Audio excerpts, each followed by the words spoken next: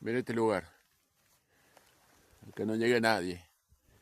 Salvo que tengas un kayak. Del otro lado del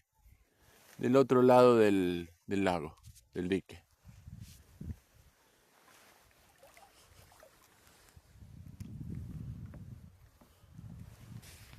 Fría el agua. Digamos, helada está. Me estoy congelando las patas. Mira, Tambo, bravo. ¿Cuándo va a comprar kayak? Deja de dar tantas vueltas. Mira las mujeres que tengo ahí.